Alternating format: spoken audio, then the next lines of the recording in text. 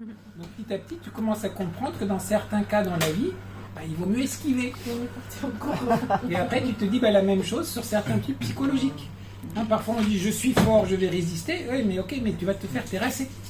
Et donc après, on commence à apprendre comment aussi sur certaines choses, il faut savoir aussi un peu jouer sur l'esquive.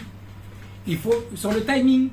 Il y a le problème psychologique là qui commence, il faut essayer de le prendre au départ, si on peut. Déjà se rendre compte qu'il y a un problème, et puis on le prend à ce moment-là.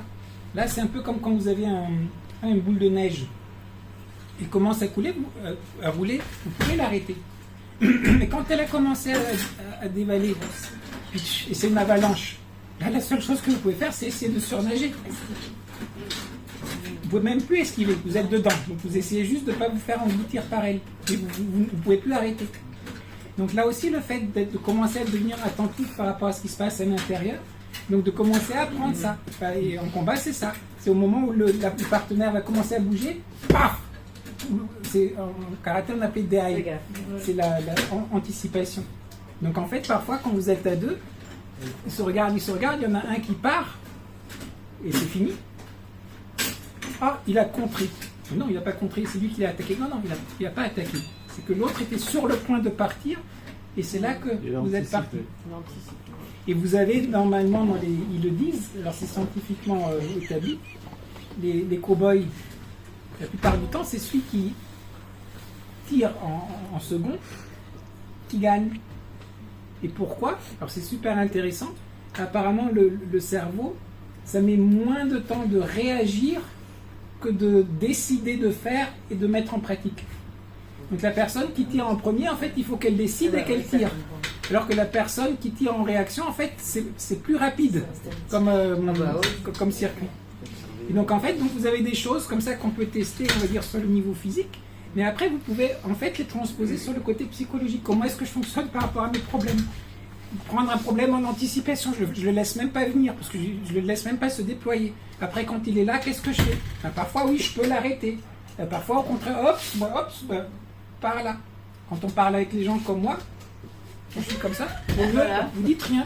Avec Luciole, une de mes amies, quand j'allais chez elle, oui, c'est une amie qui s'appelle Luciole, dont vous avez les interviews sur ma chaîne.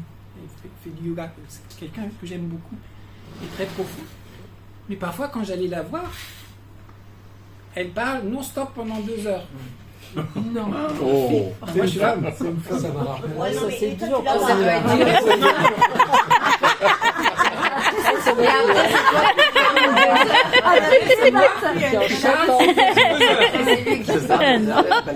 Après, on discute.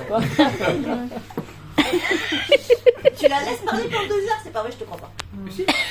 Donc il faut la journée. Non. Pendant 2 heures. Ouais. Ah ouais, non, toi 3 ou 4. Et après, ils discutent. J'ai une autre amie, quand je suis allé chez elle, là c'était non-stop, et Madame Joshi. Madame qui? Joshi, c'était ma prof de Joshi. hindi. Ah, non. Et c'est, elle est de Rajasthan. Et alors pareil, elle est aussi sur le... J'ai fait des interviews d'elle.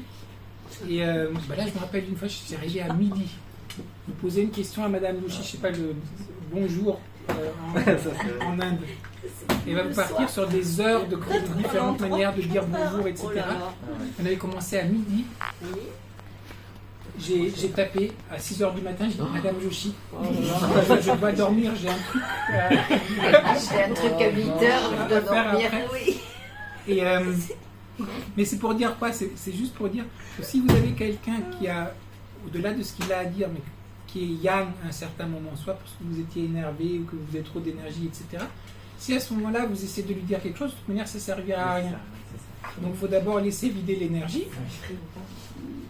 Et après, il devient automatiquement yin, puisque yang, ça se vide à un certain moment. À ce moment-là, oui, là, vous pouvez être yang. Et parfois, oui, si c'est un moment qui n'est pas opportun, parfois il faut aussi mettre du yang contre du yang, parce que c'est juste, il faut arrêter quelque chose. Et le fait de commencer à regarder un peu les choses sous cet angle, et quand vous les avez vécues en combat, là c'est très physique, hein, c'est très très basique.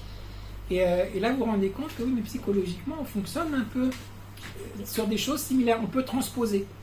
Et après, donc sur des questions philosophiques ou des questions spirituelles, on peut aussi transposer. Et c'est là que petit à petit, on commence à voir que les choses qu'on pratique, c'est une voie. C'est pas la bonne.